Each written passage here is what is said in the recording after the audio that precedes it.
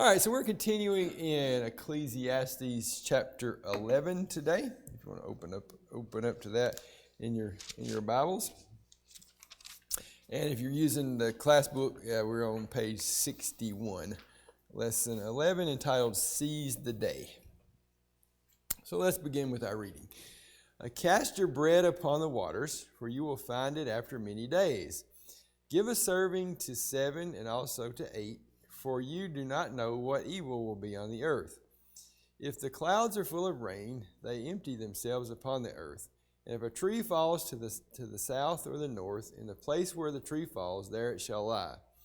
He who observes the wind will not sow, and he who regards the clouds will not reap. As you do not know what is the way of the wind, or how the bones grow in the womb of her who is with child, so you do not know the works of God who makes everything.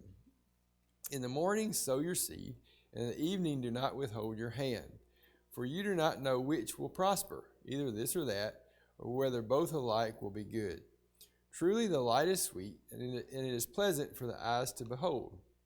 But if a man lives many years and rejoices in them all, let him remember the days of darkness, for they will be many. All that is coming is vanity. Rejoice, O young man, in your youth, and let your heart cheer you in the days of your youth. Walk in the ways of your heart and in the sight of your eyes. But know that for all these God will bring you into judgment. Therefore remove sorrow from your heart, and put away evil from your flesh, for childhood and youth are vanity. Okay, same from the NIV. Ship your grain across the sea. After many days you may receive a return. Invest in 7 ventures, yes, in 8. You do not know what disaster may come upon the land. If clouds are full of water, they pour rain on the earth. Whether a tree falls to the south or to the north, in the place where it falls, there it will lie. Whoever watches the wind will not plant. Whoever looks at the clouds will not reap. As you do not know the path of the wind, or how the body is formed in a mother's womb, so you cannot understand the work of God, the maker of all things. Sow your seed in the morning, and at evening let your hands not be idle, for you do not know which will succeed, whether this or that, or whether both will do equally well. Light is sweet, and it pleases the eyes to see the sun. However many years anyone may live, let them enjoy them all, but let them remember the days of darkness, for there will be many. Everything to come is meaningless. You who are young, be happy while you are young, and let your heart give you joy in the days of your youth. Follow the ways of your heart and whatever your eyes see, but know that for all these things God will bring you into judgment. So then banish anxiety from your heart and cast off the troubles of your body, for youth and vigor are meaningless. So we're in our next to the last chapter of the book in class for this quarter, and we kind of see in these last couple of chapters, Solomon wrapping things up, for the lack of a better word, in how he's written this book. And the author begins here in our book talking about the priorities. He begins with some illustrations about road signs, but he comes to this conclusion in the second paragraph. It's easy as an up-and-coming somebody to read the wrong road signs. Signs like, give your kids more stuff than you had.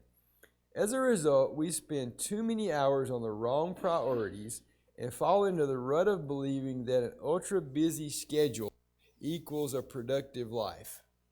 And again, we've kind of talked about this a little bit before in some of our previous chapters.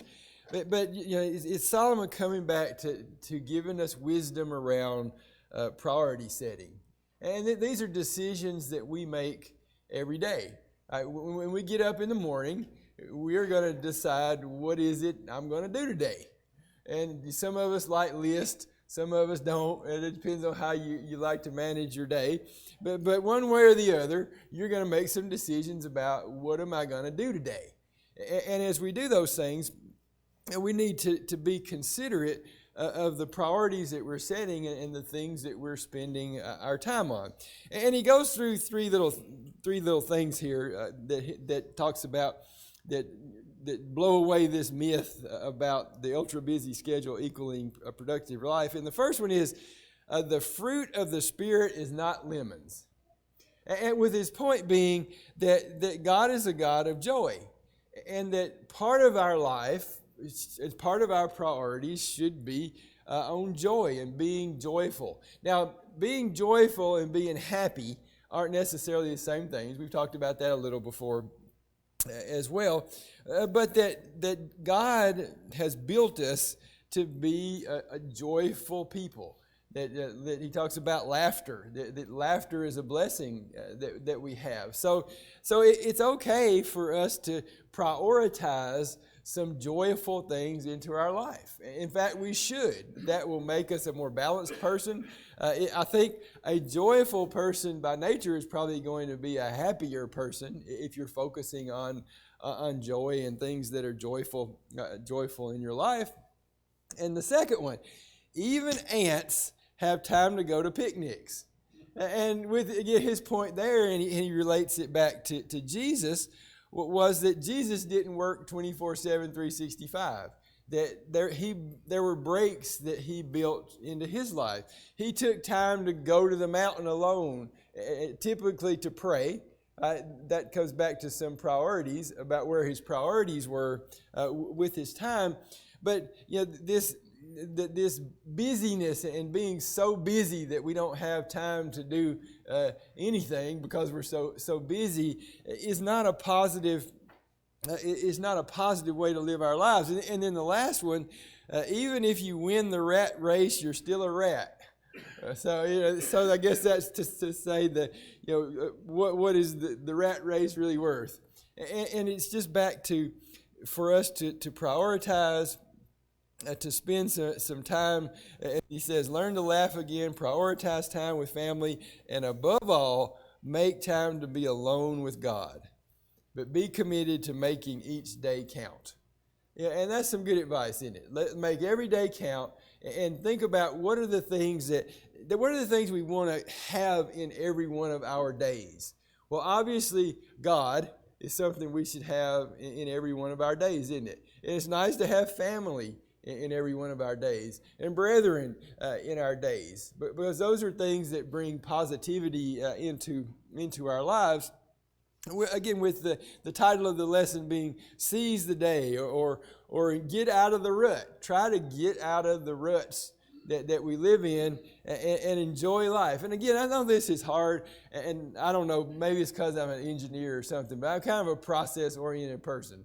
So it's easy for me to get in a rut. I'll tell you, I pretty much eat the same thing for breakfast every morning. I get up at the same time. I do the same things. That's just processes are comfortable for me.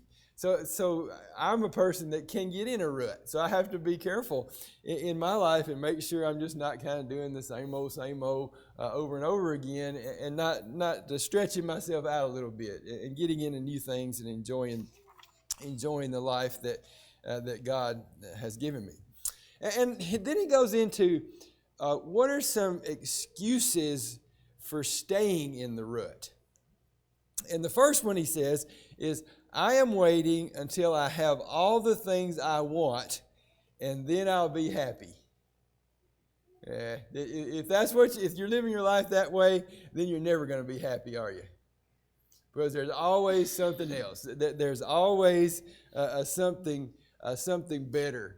If you're a person who's focused on those kind of things, then you're never going to be satisfied.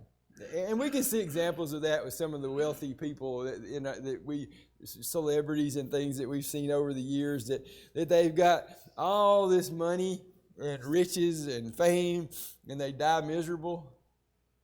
It just because it didn't make them happy. And that's part of the wisdom Solomon has already imparted to us multiple times, isn't it?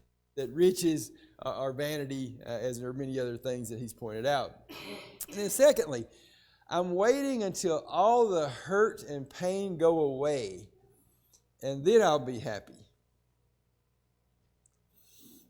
Well, when is all the hurt and pain going to go away?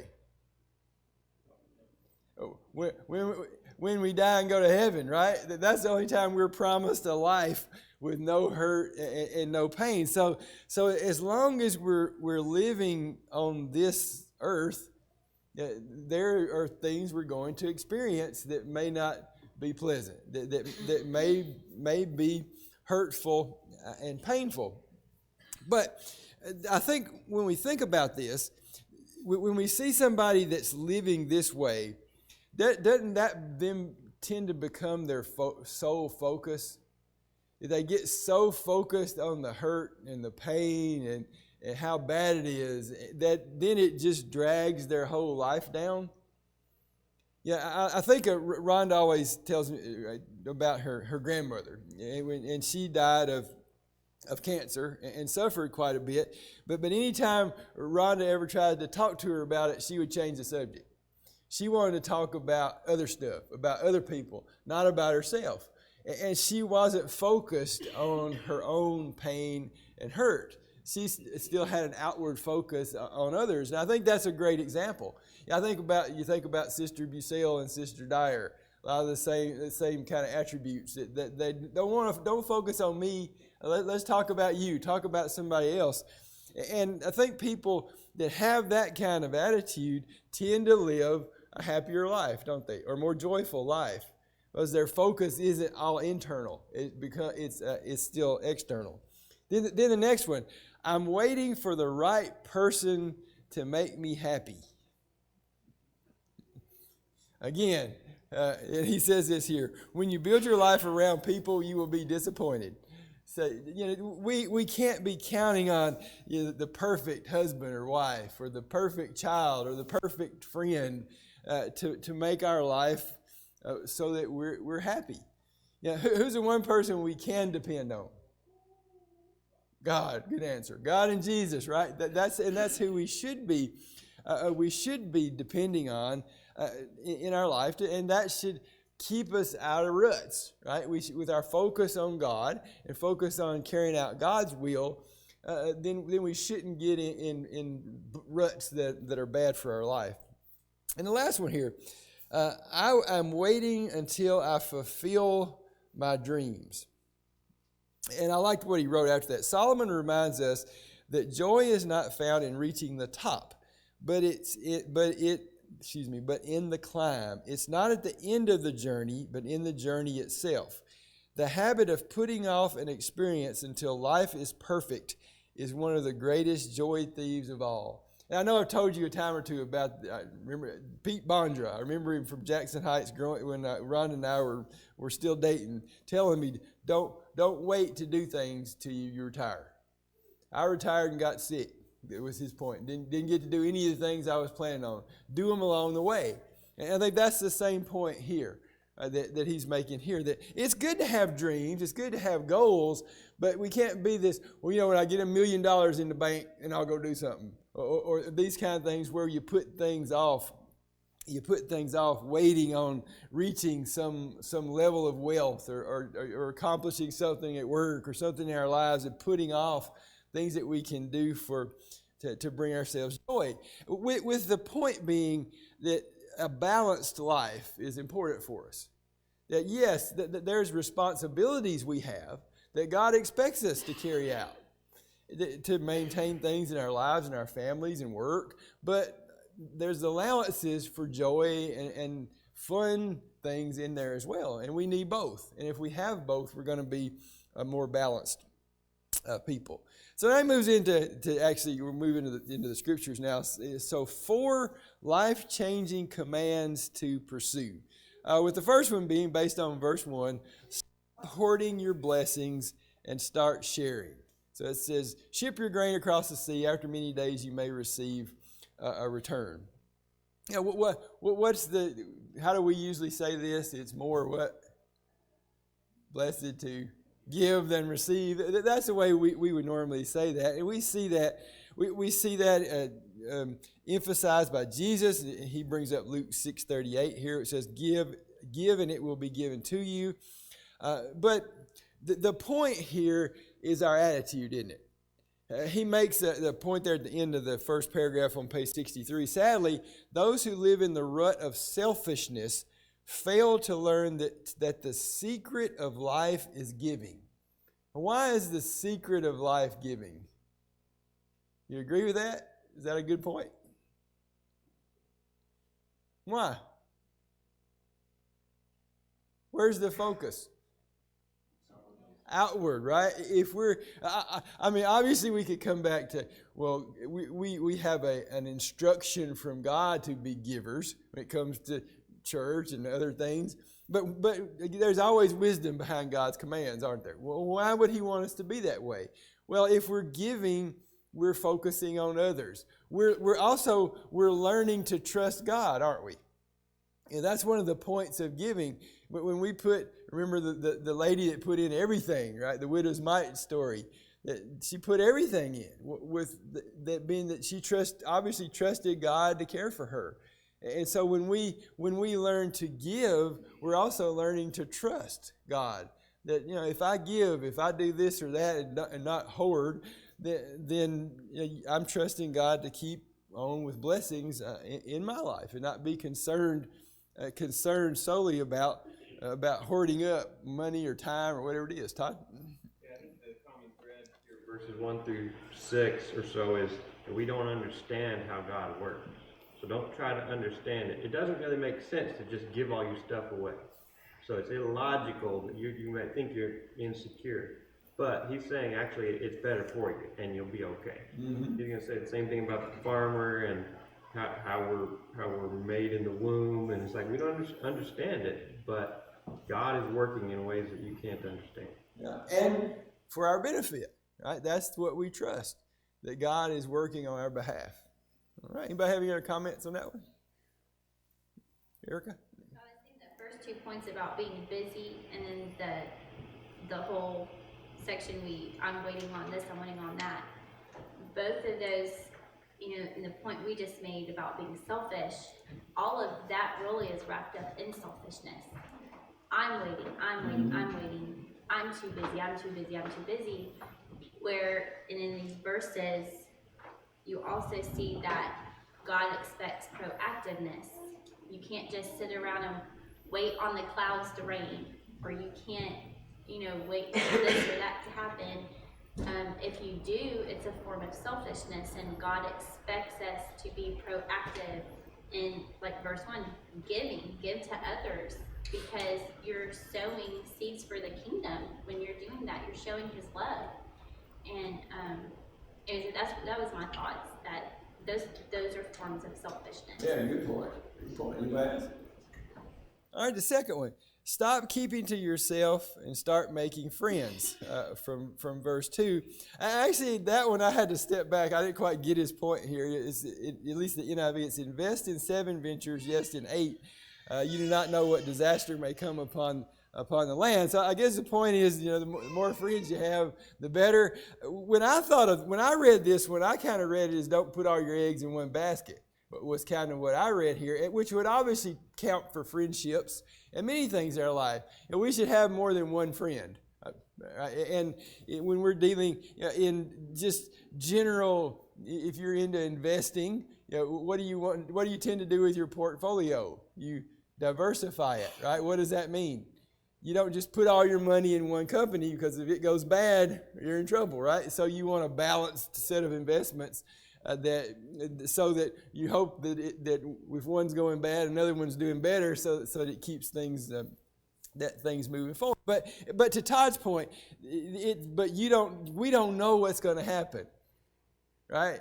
I mean, we've seen a lot of changes in our nation over the last few years, have we? With stocks going up, stocks coming back down, things like that, and gas prices going up. Hopefully they'll come back down at some point. We don't know. We can't predict what's going to happen with all these things, but we can trust God. We can trust God that we're going to be taken care of no matter what the situation is. Then the next one from verses 3 and 4, stop worrying about what you can't change and start focusing on what you can. And this is what the Erica pointed to, particularly around the class. The farmer, does the farmer know when it's going to rain? I think you may kind of tell maybe a little while ahead, especially with weather forecasts that we have nowadays, but especially in this day. So what do you sit around and go, well, should I wait some more for our plant? Or maybe, what if it don't rain? If you have that kind of attitude, what kind of crop you going to get?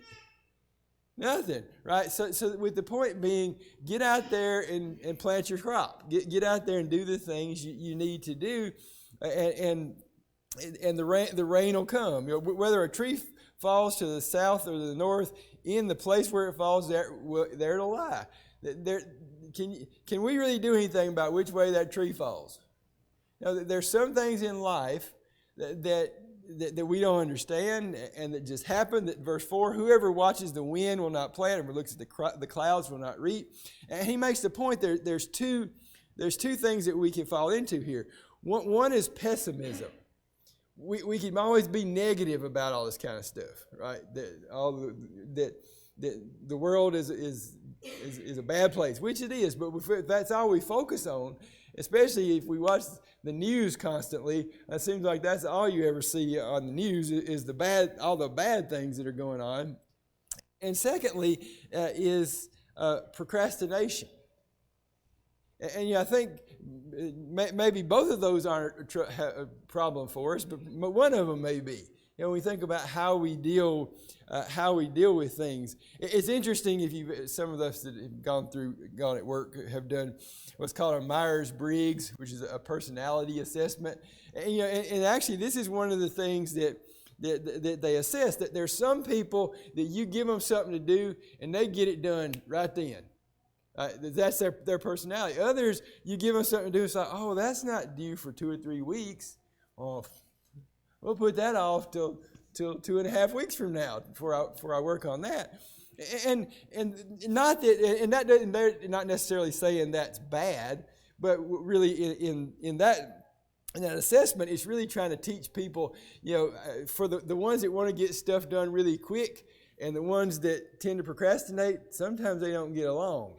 And the point is trying to figure out how to get them to understand each other and get along. But in our Christian life, we need to make sure. Obviously, a huge thing, but before we become a Christian, is procrastinating coming to Christ. Right? And that's something that, especially with our younger people, we can deal with. That I got lots of life left. Right? Well, I don't want to worry about that right now, and things like that. And the same thing, there's responsibilities that we have that God's given us that we need to not procrastinate, and we need to get them done. But in the context of our life, again, this is another balance, isn't it? You don't need to get everything done right this 1 minute and kill ourselves trying to do it. But on the flip side, we don't need to put everything off either. There's a balance that we need to work out in our life. And if we do so and trust God, we're going to live a better life.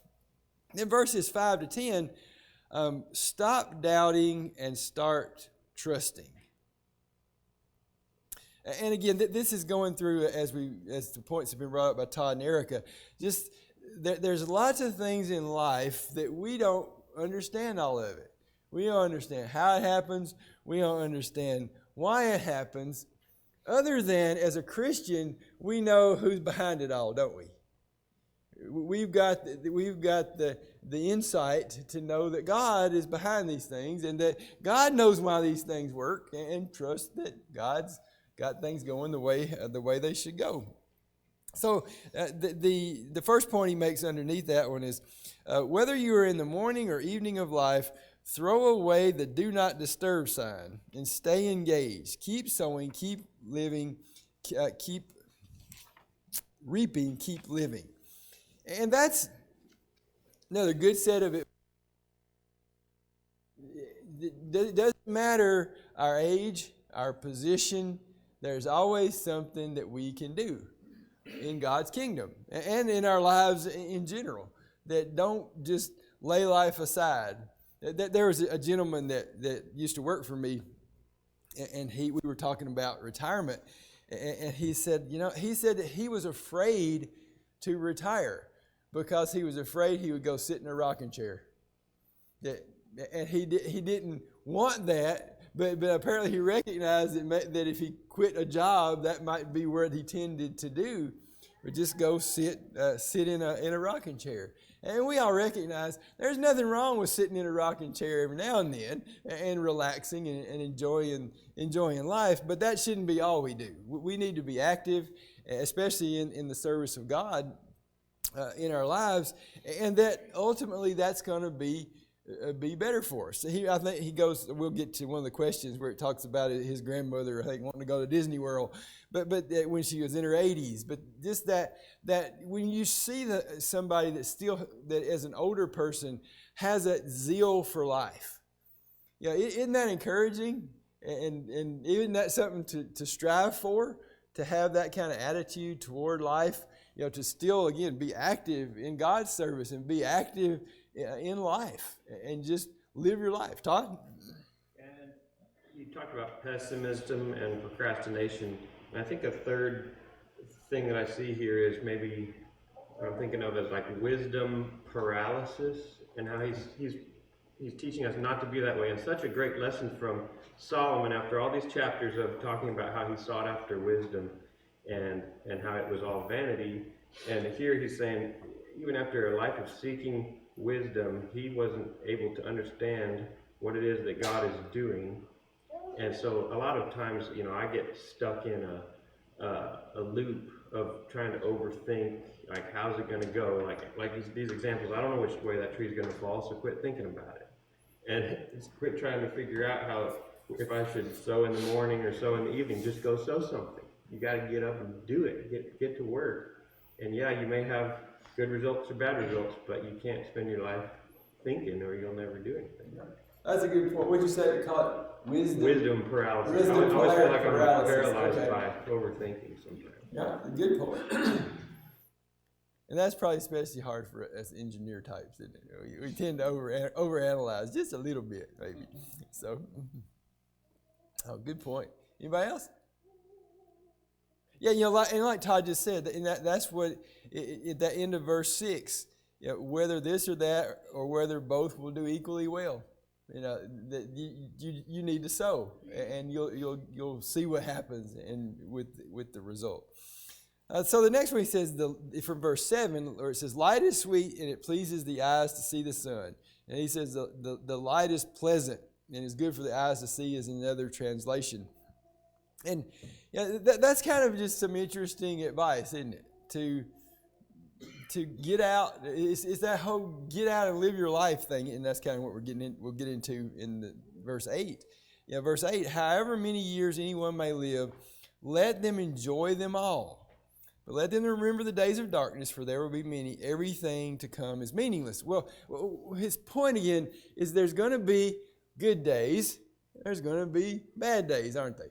We all know that. We all experience that on a weekly basis. I'm sure that you have good ones. You have some that are not so good. But just that attitude of light is sweet. It's pleasing in the eyes to see the sun.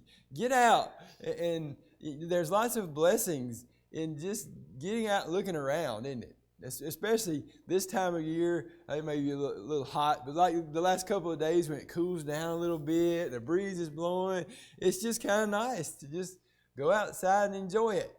And it's the beauty of the earth that God has created for us, and just go out and it's. I think what he's telling us is the way to overcome these days of darkness is to focus on the days of light, isn't it?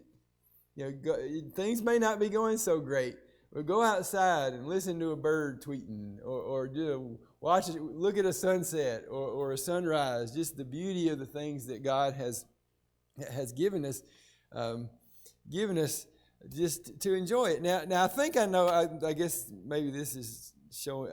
So what is a Barca lounger? I didn't know. Is that like a recliner? Is that what it is? Okay, so get out of here. So it's kind of like a recliner, some more in a rocking chair, huh?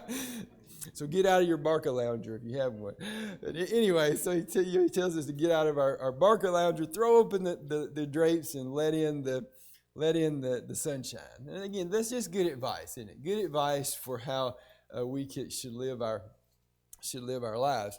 And finally, the last two verses are focused on advice for young people. With the first being, enjoy your youth. And with this one, I like to think this is those who are young and those who are young at heart as well. So we all should be happy, and not just while we're young, through our life, but there are advantages to youth and things that where there's probably less responsibility and maybe less aches and pains and things like that we have in our youth. But he says, let your heart give you joy in the days of your youth. How does he temper that? Yeah, don't take it too far. Right? But don't you think too that that's a good? With that said, that does illustrate to us that there's good, fun things that young people and those that are young at heart can do, isn't it? That won't bring us into judgment. Unfortunately, our society wants to convince us of what? That sin is fun. If you're gonna have fun, you gotta have a beer in your hand, right? Or you gotta be doing something that's wrong. That's wrong in the sight of God to have fun. And I think, don't you think this is one of the best ways, especially young people can have influence? When they can show their friends, we can have a good time, but we don't need to be immoral or doing things that are wrong in the sight of our government or our parents or our God. That we don't have to do those things. There's fun things that we can do.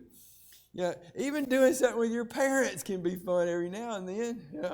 So parents, we need to provide an opportunity there for them every now and then. But this whole concept of, and we've seen this it's interesting. We've seen this multiple times in Solomon that he's come back to enjoy your life. God's given you this life. In this case, to young people, enjoy your life. Don't take it too far. But because we know he did, right? He took it to the extreme of everything. We've seen that throughout the book, with the conclusion that all those extremes are actually meaningless, but the basics in life are there for you to enjoy.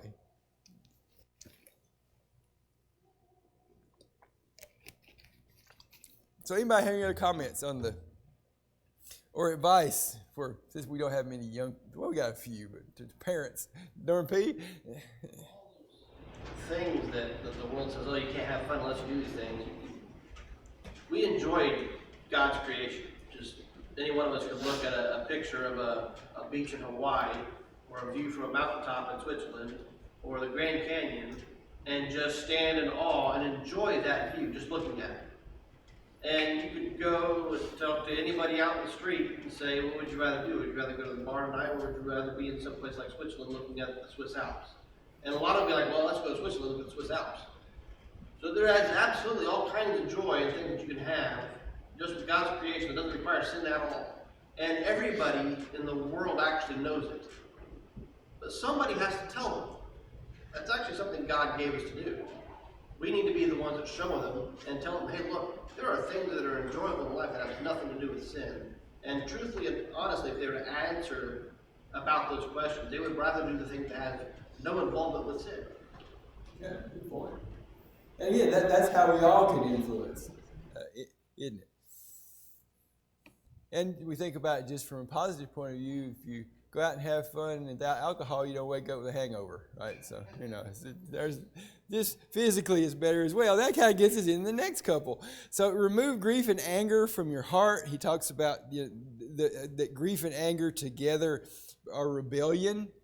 And that can be something that young people deal with a lot. Rebelling against their parents or against authority is something that it tends to be more prevalent in youth than those that are older in age, and that's something to be aware of. Then the next one, put away pain from your body. Literally, that's back to the drunkenness results in things that aren't pleasant the next day, or the same night, maybe that things that aren't pleasant. Or if we do something to hurt ourselves while we're in a state like that, or even when we aren't in a state, we should be conscious of the things we're doing. But maybe the point being, when you're young, you're trying more things than when you get older. You're either smart enough or you can't do them anymore, one or the other, to stay away from pain. But there are things we can do to hurt ourselves, and we need to be mindful of those. And with the final conclusion being that, that this time of life, the prime of life, is fleeting. It's fleeting for all of us. We only got so much time on this earth, and while we're here, we should live it fully, but we should live it as God would have us to. And he finishes up here with closing truths you can live by. Live until you die and never quit. Stop waiting for everything to be just right, and start now. You're never too old to fall in love with life. Just some good advice there, isn't it, on how we should live our lives. So anybody have any final comments before we look at the questions? All right. So the first one, and I'll read the whole thing here from the book. My mother's mother lived to be 93. Since she always wanted to go to Disney World, I took her when she was in her 80s. She saw the speedboats on the large lake outside the restaurant at the Contemporary Resort Hotel and said, "That looks like fun." So we rented a speedboat and zoomed across the waters. Years later, I asked her why she didn't spend more time with people her own age. Her reply was typical: because most people my age are dead or ought to be. You have to love older people who are committed to squeezing every ounce from life as long as they live. How does that compare with the typical American mindset of retiring at age 62 and rocking away the rest of your life? And in particular, what's the scriptural application of that? When do we retire from working in God's kingdom? When we die, right? When we pass away. We're to work in God's kingdom our whole lives. And there's reason, again, wisdom behind the way God instructs us, isn't it? That an active, healthy person is going to maintain health, maintain mental function, all kinds of things that our psychologists have figured out that the advice God gives is good advice on how we should live our lives. Second one, multiple studies prove that the rate of death within 10 years increases rapidly for those who retire and do nothing versus those who retire and either re-enter the workforce or become productive and active in other ways. Why do you think this is?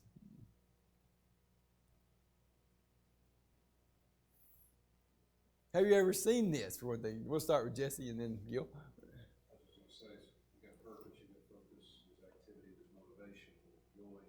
Mm-hmm.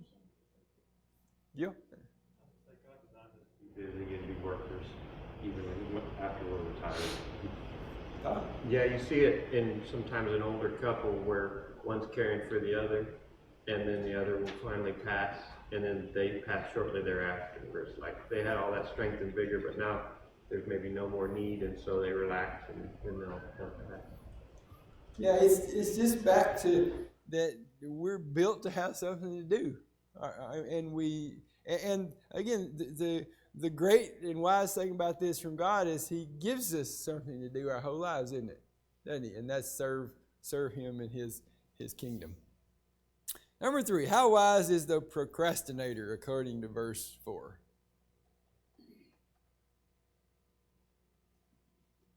Oops, sorry. How wise is the procrastinator? One more click. 10? Not very? Yeah, puts things off to the point of not ever getting anything done, I guess. Yeah. If you never start, will you ever finish? Oh, right. So at some point you need to start whatever it is you need to be doing. Number 4, verse 7 tells us to get rid of the doom and gloom and let the sun shine in. What counsel would you give someone struggling with despair when it comes to getting back on top of things? And this is a good question because, this is real, right? Things happen in people's lives that bring despair. And for some people, it's very difficult And it's very difficult for them to get out of that state of despair. So what can we do to help them is essentially what this question is asking. Ken? Maybe find someone else to help, or there's someone else to focus on, instead of thinking about yourself all the time. Okay. Anybody else? Yeah, obviously, go ahead, LP.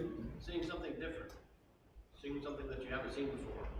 You know, being stuck in some place just working on the same problem over and over and over again, sometimes you just have to get out and go to the window and look outside. Mm-hmm. And just focus on something else for a little bit. Because you can get pulled in on anything.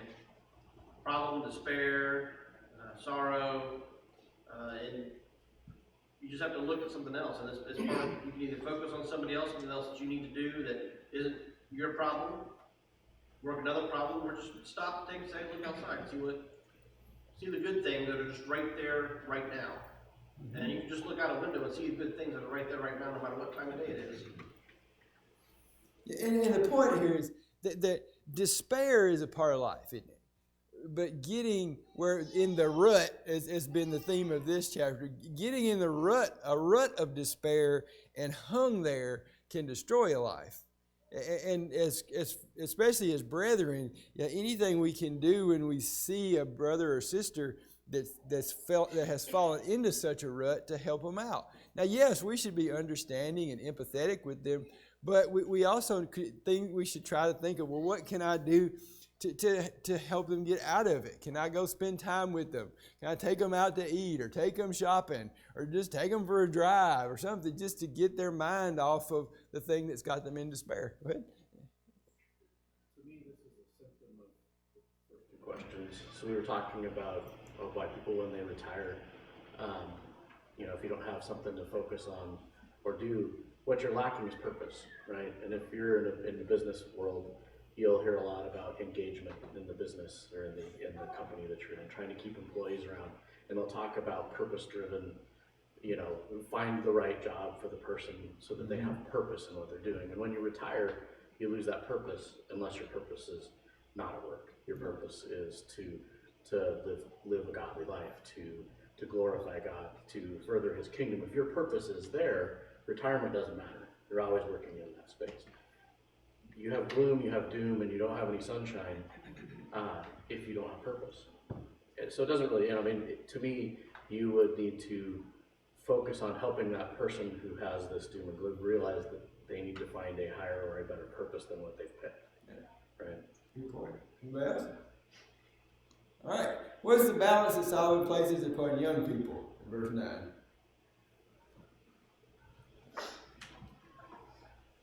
Have fun in moderation.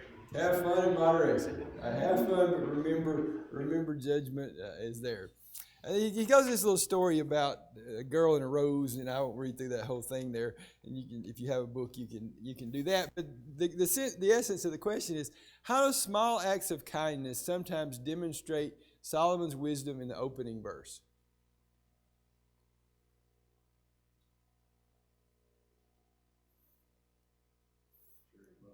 With others do good and share, for with such sacrifices God is well pleased. Yeah. Hebrews 13:6. Yeah, and don't you find it interesting when in the judgment picture that Jesus gives us at the end of Matthew, what are the kind of things He talks about? Was it, did you give somebody $1 million? Did you buy them a house? What was it? The small things, right? And I think sometimes maybe we don't realize how big the small things can be for people.